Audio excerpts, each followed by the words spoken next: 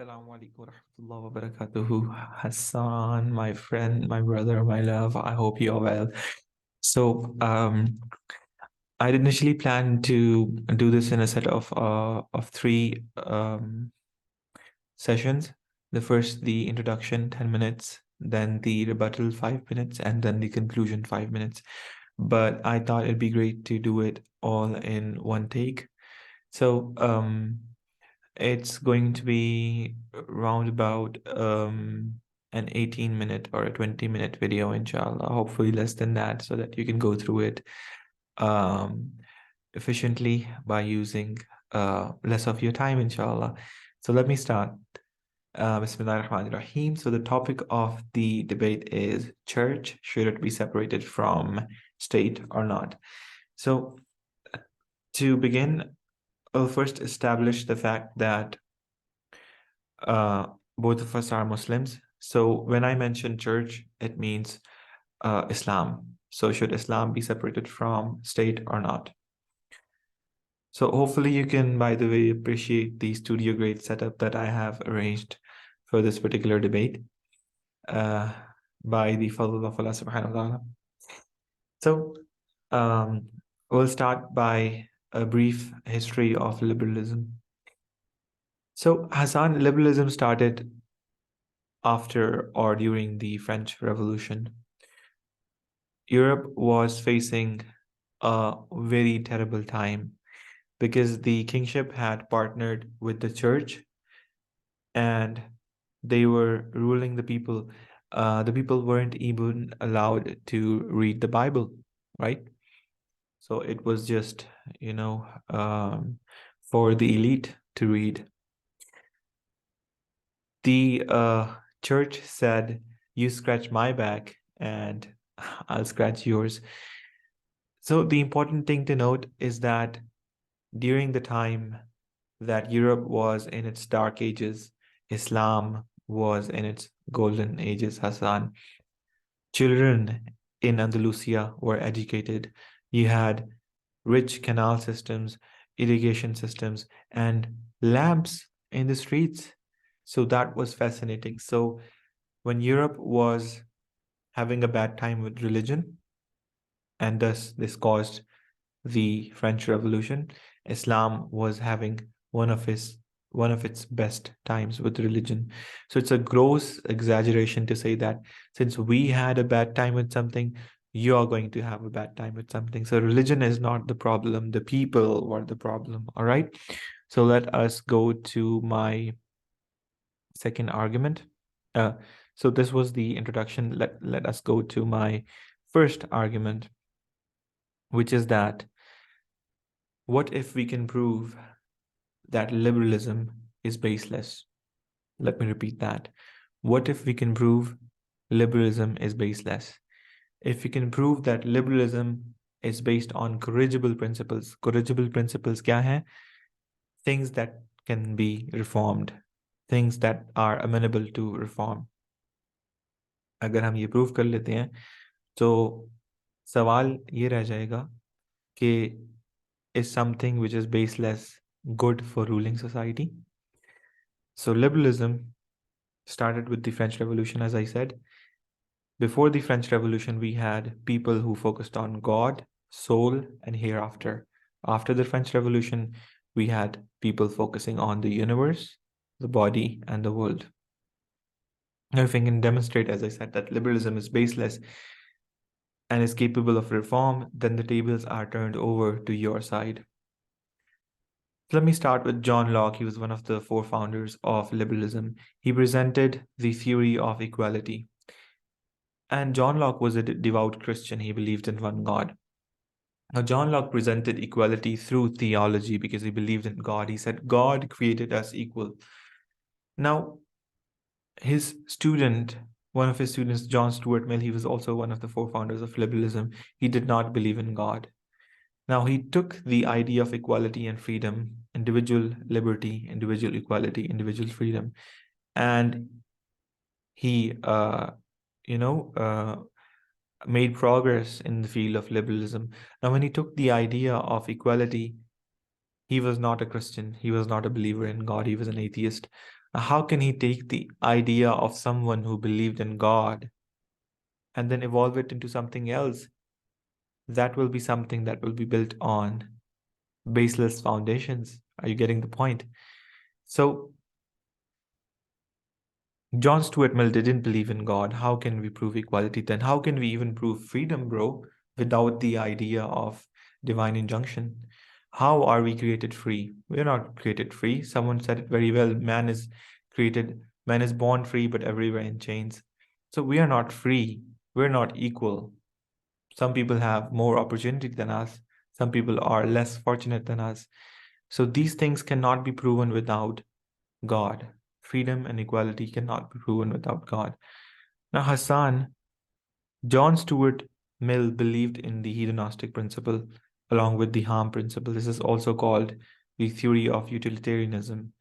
Utilitarianism is maximizing pain, maximizing pleasure for as many people as possible, and minimizing pain for as many people as possible. Now, there was a book in his one of John Stuart Mill's. There was a chapter in one of his books titled "Proving Utilitarianism." Now, this is one of the most attacked chapters in history by philosophers because it was based on circular argumentation. Do you know what circular argumentation is? Circular argumentation is when you're trying to prove something by using the thing itself. Now, in the LGBTQ community, you have this famous statement of a woman is someone who identifies as a woman. Who is a woman? A woman is someone who identifies as a woman. So this is circular argumentation, you see. So in this book, in this chapter, he used circular argumentation to prove utilitarianism. So basically, you cannot prove utilitarianism, you cannot prove freedom, you cannot prove equality. Now, how can you rule a society based on something that cannot be proven, right? So if the foundations of liberalism are not fixed, objective, absolute, and not true, how can you use it to rule society? If the foundations of something are shaky, the thing itself is going to be shaky. So, Hassaan, you have to prove this. This is my first question. If liberalism cannot be proven, how is it better for society? Is it only better because you had a succession of wars by European countries who decided to go eastwards and westwards and spread liberalism by the sword? Is it only true because they decided to put it in every crevice of society? Is it only true because you had white people who decided that it's true? Is it only true because even though you had liberals who believed in freedom and they still colonized the people, going against what they believed in, enslaving the people, trapping them in the triangular slave trade? Is it only true when it benefits the white man? So Hassaan, this is my first question to you. Now, my second premise is that liberalism is also a religion. If I can prove liberalism is also a religion, then the question boils down to which religion is better, liberalism or Islam? Now, Karl Marx said that liberalism, he was one of the four founders of liberalism, he said that religion is the opium of the people. What he didn't realize is that liberalism is also a religion. Son, what is the difference, I ask you, between an ancient Westerner who believed in Zeus without any proof, deduction, induction, abduction, and a modern Westerner who believes in liberalism axiomatically without any proof or justification? What is the difference, Hassaan, with the liberal and someone from the ancient world who believed in ancient Greek mythology, who believed in Zeus, Thor? There is no difference. Liberalism is also a religion, right? So, Hassan, there's a famous saying uh, in a book by Jeremy Bentham. He was also a founder of liberalism. He had a book about utilitarianism and he had a quote. He had a famous quote which said, "You have two lords, the Lord of pleasure and the Lord of pain." Subhanallah. This is what the Quran says in Surah Al-Furqan. The Quran says, "Ara'ayta man ittakhazal ilahun al-hawa." Have you seen the one who has taken his desires as his Lord? Subhanallah. This is so profound. The Quran is speaking about these people. Forgive me, Allah, forgive me if I pronounce that ayah wrong because I have this in a font which is not quite very readable. So, Hassaan, if I can prove God, then you have to. If both of us believe in God, if God is provable and liberalism is not, then I ask you, which is better, a system created by God or a system created by mad maniacs who believed in pleasure and pain and who were selfish atheists? Which is better? This is my second question. Now, my third argument revolves around the fact that liberalism has not worked for Western societies. It has not worked for them. Hassaan, there is a positive correlation between liberalism in countries and suicide rates and depression rates, according to the WHO. Hassaan, the 20 most depressed countries, 19 of them are liberal countries. Liberalism has not worked for Western countries. It has not been a cause of their prosperity. And how can you use it to rule society?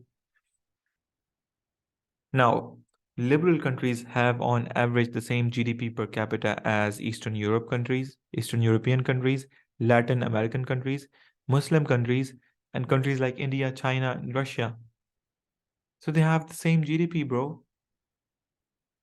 How can you say then liberalism is analogous, has a positive correlation to prosperity when all these countries, excluding the ultra-rich America and UK and France and Italy, excluding those countries, I'm talking about Eastern European countries and Latin American countries, they are liberal countries, and yet they are not as prosperous as the rest, more prosperous than the rest of the world, which means liberalism does not have a positive correlation with progress and prosperity, right? Now consider Botswana. It has a country that early adopted LGBTQ, women's rights, and it has 1/10 the GDP of the US. Consider Haiti. In 1805, it ratified liberalism and and the liberal system and had a female president. It had 1/50th, it has 1/50th the GDP of the US. How can you say that liberalism is analogous to prosperity and society? Consider the life expectancy of Eastern Europe and Latin America, 5 to 10 years, and the lower happiness levels of these countries, which means that there is no correlation. Now, when I have gone through this third argument, I'll go through my fourth and final argument, which is that all traditional religions and cultures clash with liberalism, Hassaan. Traditional Hinduism, traditional Christianity, traditional Judaism, traditional Shintoism, Native American culture, all of them clash with liberalism. Why is that? It is because liberalism is extremism, because it considers individual liberty and equality above every other human value. It prioritizes those two values above every other human value. Islam says these are important values, but these are not the only two values which are important. Sometimes you have to restrict them to preserve other important human values. Consider the example of a child with broccoli and candy. Although he can have the candy, but if he only eats the candy, he's going to die. So his individual liberty and freedom should be limited, and broccoli should be given to him. This is what society demands. This is what sanity demands. So there is nothing wrong with that candy, but if you only eat it, you're going to die. You also need other things. So, son, liberalism is destroying the family system. Liberalism goes to the extent that men and women are equal, attacking human biology and 99% of human cultures. So families are being destroyed. Islamic law preserves these deeply rooted biological values. Liberalism puts individual liberty and equality above every other thing. So, Hassaan, I ask you, what is the difference between a proponent of liberalism and European colonizers? The neocons in Washington who pushed for the murderous invasion of Iraq and Afghanistan and continue to agitate the Muslim world today, If you think liberalism is a good thing, then do you support these colonizers? Do you support the colonization and enslavement of 90% of countries in the world?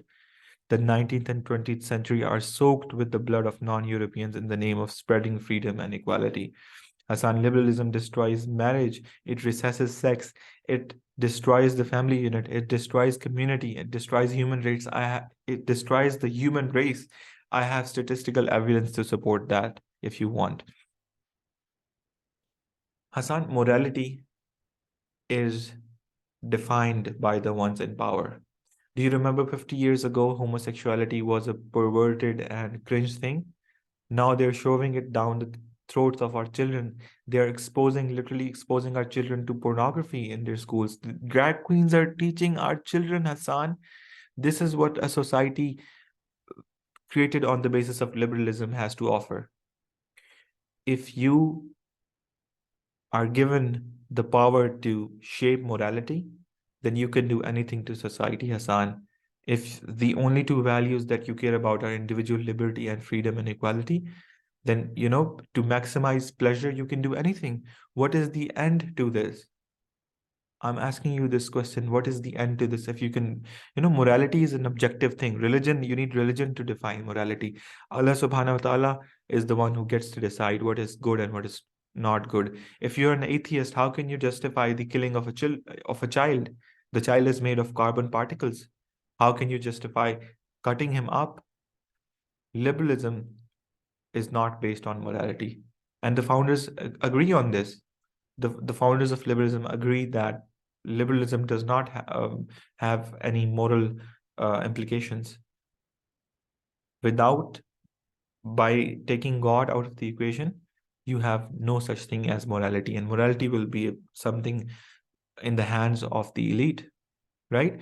So if you let liberalism prosper, if you let atheism prosper, it will bring us to a future where people live in their pods, secluded from the world, on an insect-based diet, watching Netflix and masturbating to porn, and you know, just cyborgs with their consciousness uploaded to the cloud. Family unit collapses, and you have artificial wombs because you're trying to maximize pleasure, right? So why not, you're trying to maximize pleasure. Why not, have um, food delivered to your doorsteps? You have that right now. Why not, you know, um, have it delivered to your table? Why do you have to even eat it? Why not have it fed to your mouth? Why do you have to, chew it? That's a difficult thing to do. Why not have an artificial set of sensors that simulate those feelings of pleasure? Why not? Why feel the need to have human interactions? Why not have your consciousness uploaded to the cloud? Hassaan, if you let liberalism prosper, this will be the scary future that we are building if we let liberalism prosper. 4 questions I have for you. If liberalism cannot be proven, how can it be used to rule society? If liberalism is a religion, then what do you consider better, a religion created by maniacs or a religion created by God? My third question, liberalism has not worked for the West. How can you justify it being used? And my fourth question, if morality is something which is in the hands of the elite, where do you draw the line? Where is the end? If you want to maximize pleasure, where do you put the end line? Then everything becomes good. Then homosexuality becomes good. Then necrophilia becomes good. Then pedophilia becomes good. Everything becomes good. These are my 4 questions to you. I wanted to change the perspective for you because I also have another camera, and it puts a downward view at me for dramatic effect. All right, so I'm ending the debate here.